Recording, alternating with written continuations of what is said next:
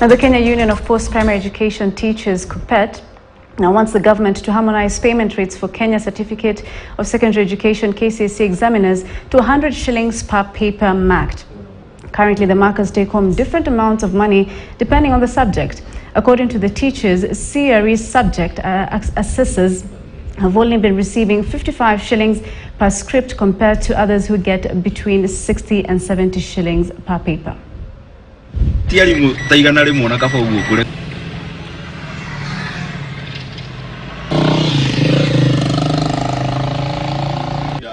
forever, solidarity forever, solidarity forever, for the union makes us strong. We want to ask the government to pay them for the work they have already done.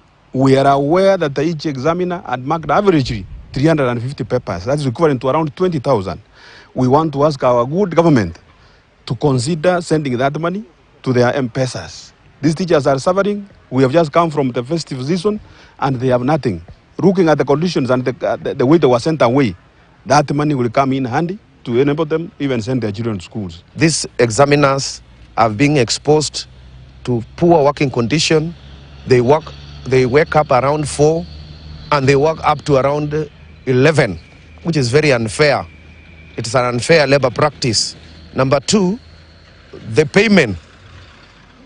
We are agitating for these teachers to be given over 100 shilling because there is no harmony.